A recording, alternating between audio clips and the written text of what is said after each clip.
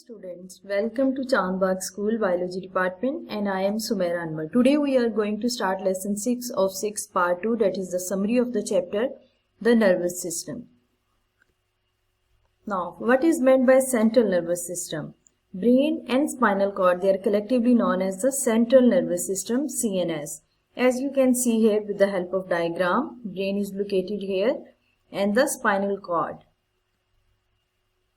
Parts of human brain. The three main parts of human brain are forebrain, midbrain and hindbrain.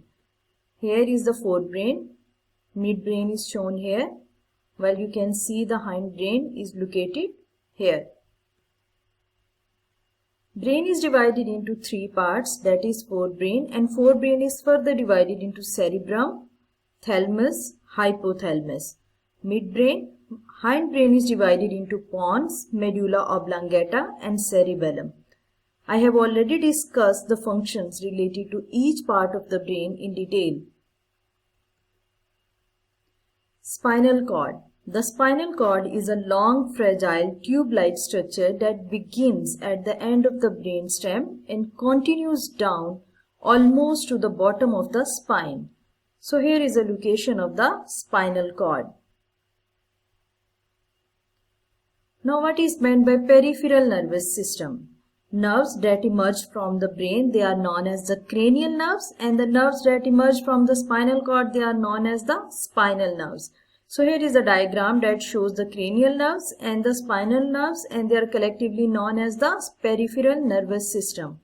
Regions of the brain and the spinal cord. The brain and the spinal cord consist of two distinct regions, grey matter and white matter. A central canal is present in both the brain inside the white matter and in case of spinal cord inside the grey matter. We have discussed in detail about the grey matter and white matter in previous lessons.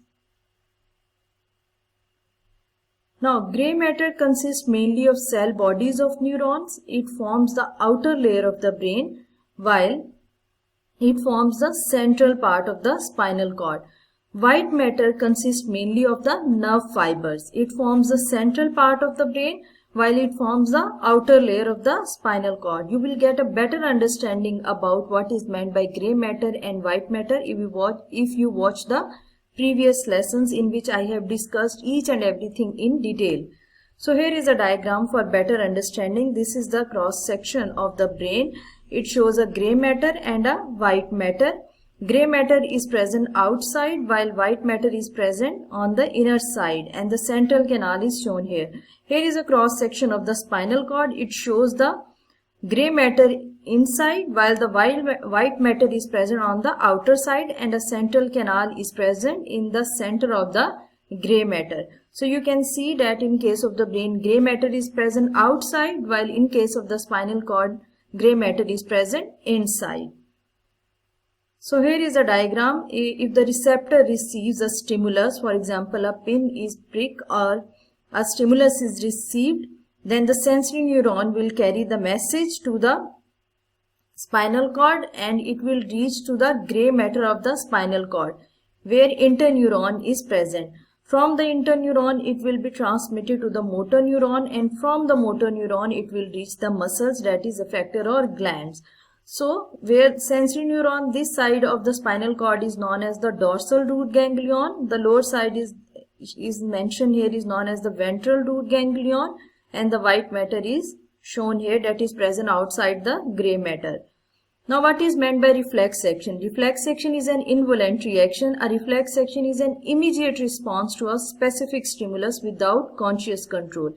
Reflex centers, brain and spinal cord, they act as the reflex centers in the human body. Sequence of events in a reflex reaction. Receptors in the skin, they receive the stimulus and send it to the sensory neuron.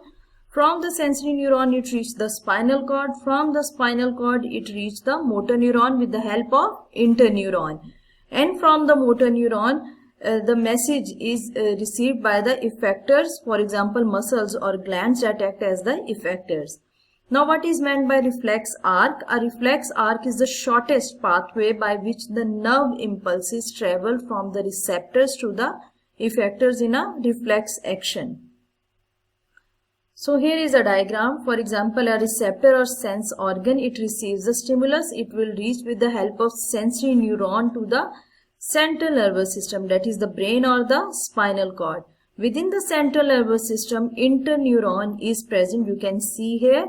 From the interneuron, the message is sent to the motor neuron, and from the motor neuron, the message is transmitted to the effector muscles or glands, and a response is generated. From the stimulus to the response is formed, and from the receptor to the effector, the whole pathway that is followed is known as the reflex arc. This is the shortest pathway from receptor to effector and is known as the reflex arc, and the action that is, or the response that is generated, is known as the reflex action. So with this slide, this is the end of the chapter, that is the chapter 13, nervous system.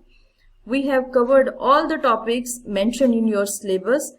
I highly recommend you to go and watch all the previous lessons so you get a better understanding what I have discussed in summary part 1 and part 2. If you have any problem related to the topic, feel free to ask.